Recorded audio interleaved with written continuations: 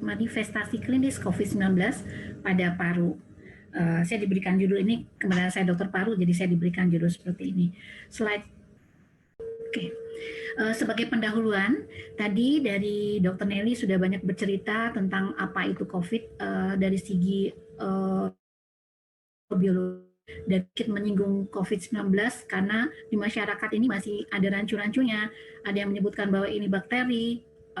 Ilmu yang sekarang berkembang di masyarakat bahwa ini adalah bakteri. Tadi kita udah lihat paparan dari Dr. Nelly yang begitu jelas bahwa inilah merupakan suatu virus.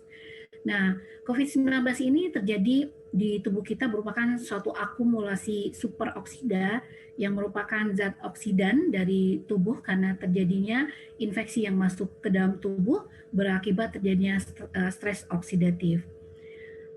COVID-19 ini sebagaimana yang kita ketahui bahwa banyak bermanifestasinya itu di gangguan paru, yaitu di saluran pernapasan kita. Namun dapat juga dia terjadi di organ lain dan vaskular yang akhirnya berakibat trombosis dan hipoksemia. Nah, si stres oksidatif ini nantinya akan menyebabkan kerusakan pada sel endotelial. Slide.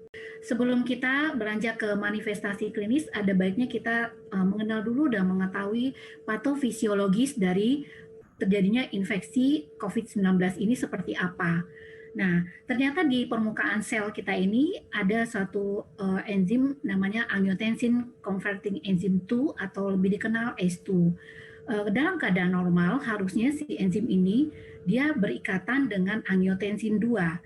Tapi ketika terjadi infeksi pada sel, adanya infeksi dari virus corona ini, si ACE2 ini akan berikatan dengan si virus yang membawa virus ke dalam sel, sehingga nanti terjadi proses replikasi sel lebih panjang di dalam sel.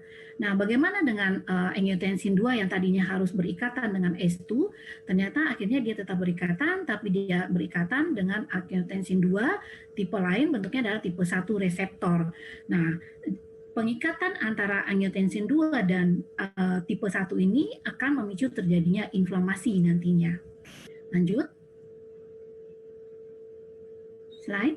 Nah, kemudian bagaimanakah angiotensin 2 ini menyebabkan inflamasi pada sel yang terinfeksi corona? Ternyata angiotensin 2 ini akan memicu NADPH oksidase untuk mengeluarkan reaktif oksigen spesies atau lebih kita kenal ROS atau zat oksidan, bentuknya banyak, ada H2O, ada peroksida, superoksid, nitrit oksid, dan lain sebagainya. Lanjut.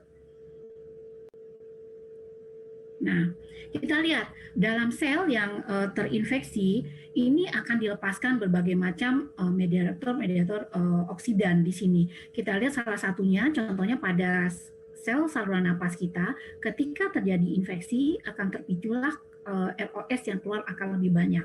Bisa bentuknya H2O, O2 dan sebagainya. Nah, bagaimana dengan si tubuh kita sendiri? Ini juga akan terjadi proses pelepasan, memicu terjadinya pelepasan zat-zat oksidan di contohnya pada makrofag saluran napas kita. Dia dalam bentuk reaksi seluler dari tubuh kita sendiri. Lanjut. Nah, pada paru ini akan terjadi infeksi yang sangat berat nantinya ketika si infeksi virus ini makin banyak. Terjadilah apa yang disebut dengan ARDS atau Acute Respiratory Distress Syndrome. Bagaimanakah hal itu terjadi? Ternyata dia akan mempengaruhi sel alveoli tipe 2. Si virus ini masuk ke dalam sel, dia akan ditangkap makrofag seperti tadi yang saya sebut bahwa sel makrofag kita sendiri ketika terjadi inflamasi ini akan melepaskan juga zat-zat oksidan atau ROS tersebut.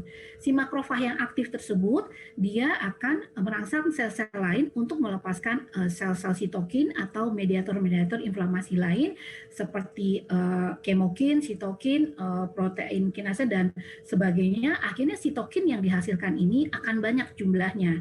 Sitokin yang dihasilkan banyak ini sekarang kita kenal dengan istilah badai sitokin atau cytokine storm nantinya.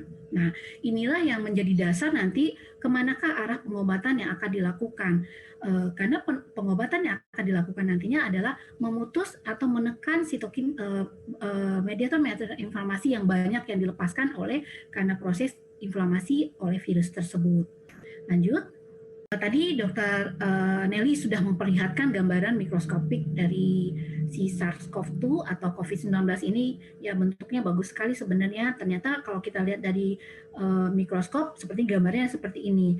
Gambarnya sebenarnya mirip-mirip dengan virus HIV kalau kita bisa bandingkan ya, mirip sebenarnya. Slide.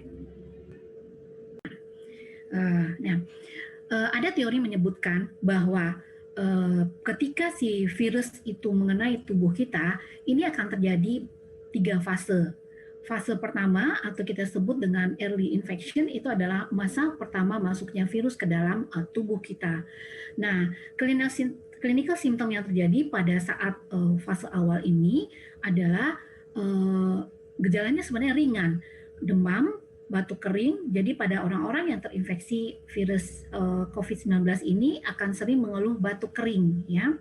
Kemudian di sini akan terjadi limfopenia, kemudian peningkatan dari protein time, peningkatan dari D-dimer ya. Nah, kemudian lanjut kepada stage 2, di sini sudah mulai keterlibatan dari si paru. Jadi fase ini kita sebut pulmonary ya, fase pulmonary. Karena paru sudah mulai terlibat, akhirnya mulailah muncul keluhan-keluhan paru seperti bernapas pendek, kemudian sesak napas ya, kemudian terjadinya hipoksia di mana kita lihat PaO2 berbanding fraksi O2-nya kurang dari 300 mm Hg.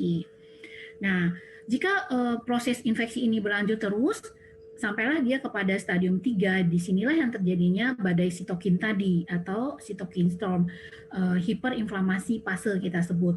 Nah, disinilah terjadinya ARDS, SIR atau shock sampai cardiac failure.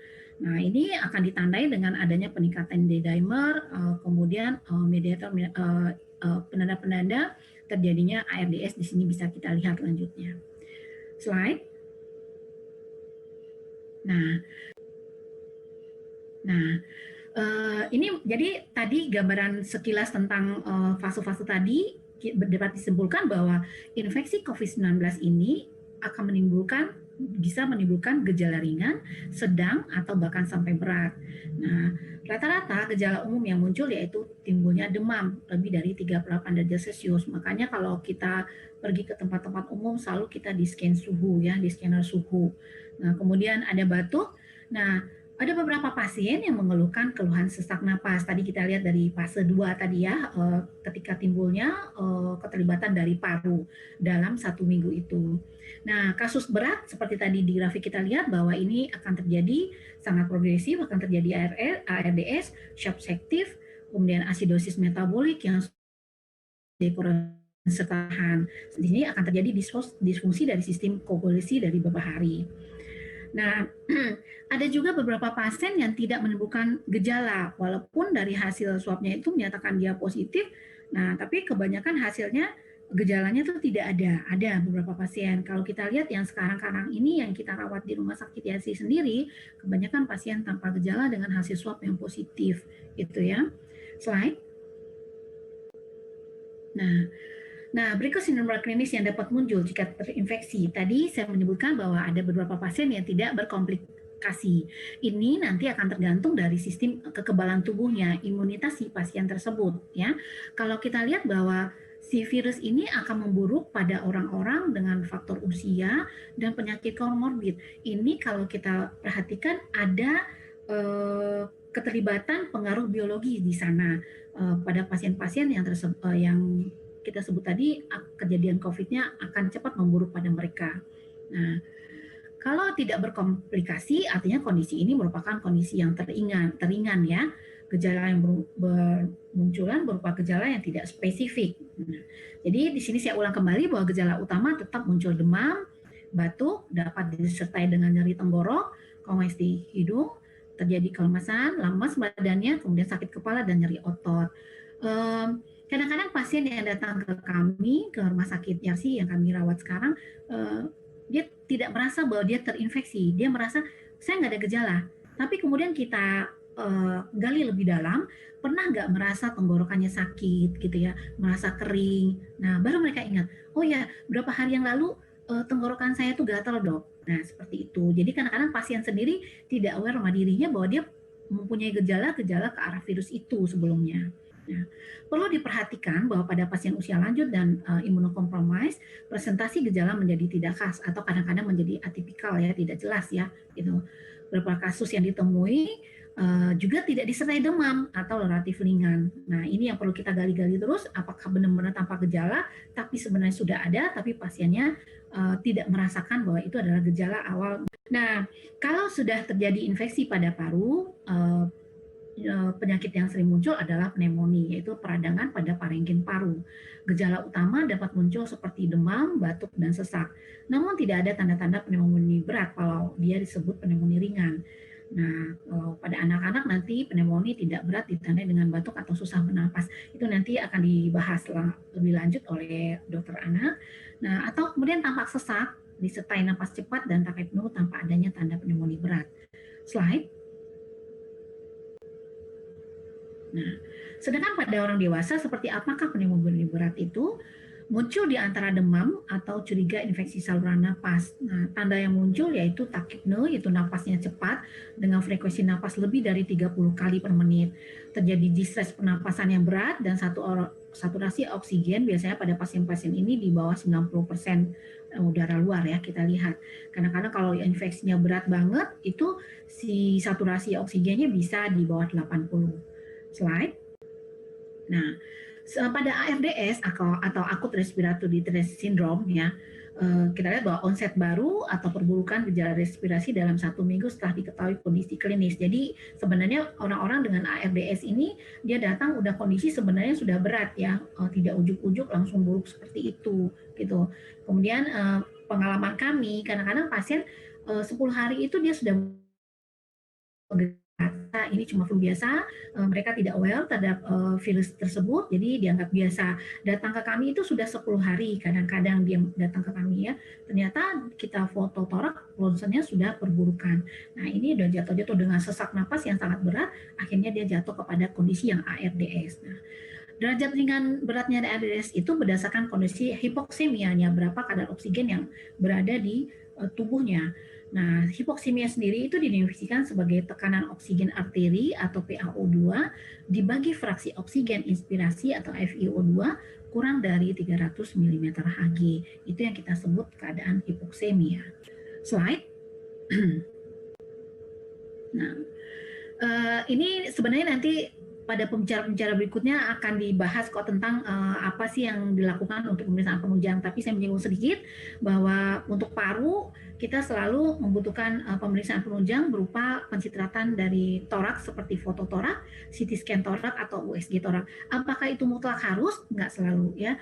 Kalau cuma di fasilitas-fasilitas yang cuma bisa tersedia cuma foto toraks, kita hanya lakukan foto toraks. Nah, kemudian pada pemeriksaan pencitratan itu kita akan menemukan ada gambarannya obesitas yang bilateral, jadi gambaran putih-putih di kedua parunya. Kemudian tidak jelas nih, kadang-kadang membedakan ini efusi atau bukan gitu ya. Kemudian beberapa kasus parunya ada yang kolaps atau gambaran seperti nodul-nodul. Kalau sebelum zaman COVID kita percaya diri banget untuk menentukan wah ini mah tumor gitu ya, kalau melihat gambaran ada gambaran nodul-nodul seperti itu. Setelah terjadi wabah pandemi COVID ini kita menjadi lebih hati-hati lagi apakah ini benar-benar tumor atau memang mereka terinfeksi nodul gitu ya. Bantuan dari radiologi sangat kita butuhkan untuk memastikan ini ya. Nah, penting dilakukan analisis gas darah untuk melihat tekanan oksigen darah dalam menentukan tingkat keparahan ARDS tersebut sebagai nanti tujuan untuk terapi lanjutannya. Ini tadi sedikit gambaran hipoksemia pada pasien-pasien ARDS. Itu ARDS ringan itu menunjukkan bahwa jumlah ininya adalah 200 mm Hg ya, dengan ini kalau kita udah lakukan pemasangan ventilasi ya, ventilator ya. Kemudian ARDS sedang, ada ARDS berat. Nah, gitu ya. Lanjut slide. Nah, Nah, kalau terjadi infeksi yang sangat berat setelah ARDS, maka akan lanjut pada kondisi sepsis. Sepsis ini merupakan suatu kondisi respon di regulasi tubuh terhadap suspek infeksi atau infeksi yang terbukti dengan disertanya disfungsi organ. Jadi, kalau udah terjadi sepsis, infeksi tidak hanya terjadi setempat atau pada paru saja, akan meluas ke organ-organ lain. Nah, tanda disfungsi organ itu berupa status mental, susah bernapas atau frekuensi napasnya akan cepat, kemudian saturasi oksigennya akan rendah. Nah, keterlibatan organ-organ lain nanti seperti ginjal, kemudian pada hati juga ya, makanya sepsis udah terjadilah infeksi di seluruh tubuh, artinya udah sistemik ya. Slide. Nah, ini untuk menandakan skor yang kita gunakan bahwa ini pasien sudah terjadi sepsis atau bukan, itu digunakan adalah skor SOFA namanya ya untuk diagnosis sepsis. Dan nilainya bisa antara 0 sampai 24 dengan menilai 6 sistem organ seperti pernapasan, respirasi, itu akan terjadi hipoksemia melalui tekanan oksigen atau prasi oksigen, kemudian terjadi keterlibatan darah, koagulasi ya, terjadi pengumpalan darah atau trombositopenia, jadi peningkatan bilirubin, kemudian keterlibatan dari kardiovaskular, terjadi hipotensi ya, tensinya tiba-tiba akan menjadi rendah, sistem saraf pusat dengan tingkat kesadaran yang dihitung dengan Glasgow Coma Scale, dan ginjal ya. Ini 6 sistem organ yang terlibat pada proses sepsis. Nah, sepsis didefinisikan peningkatan skor sekuensial dari sepsis relatif organ failure assessment dengan SOFA itu lebih dari 2 poin. Slide. Nah, ujung-ujungnya setelah sepsis adalah shock septic ya, di mana hipotensi persisten ya, si tensinya udah dikoreksi tidak naik-naik ya, setelah resusitasi volumenya adekuat sehingga diperlukan vasopresor untuk mempertahankan MAP-nya lebih dari 65 mmHg, dan kita tandai bahwa ini adalah shock septic jika serum laktatnya lebih dari 2 mmol per liter. Inilah kondisi-kondisi yang terjadi pada manifestasi klinis yang terjadi pada paru, mulai terinfeksi dengan infeksi yang ringan, pneumonia berat, sampai sepsis, dan akhirnya terjadilah shock septic ya. Lanjut. Nah, sedikit saya perlihatkan contoh dari gambaran CT scan torak untuk pasien COVID. Kita lihat ini adalah gambaran GGO ya. Kalau kita lihat ya, ground glass opacity di kedua paru. Jadi khasnya untuk infeksi COVID-19 ini dia bilateral, bukan satu ya. Kenanya itu adalah bilateral gitu. Ini kalau kita lihat pada laki-laki usia 40 tahun dilakukan CT scan torak pada hari ke-15 setelah onset timbulnya gejala. Slide lanjut. Nah, ini torak transversalnya usia 55 tahun ya. Kalau tadi kita lihat adalah multiple nodul ya, opaknya lebih, gambarannya itu lebih kental gitu kalau dilihat ya. Kalau yang ini kita sebut gambaran GGO, kalau orang sebutnya itu GGO atau ground glass opacity. Teman-teman bisa membayangkan kalau ground glass opacity itu seperti kaca halus-halus seperti kapas begitu ya.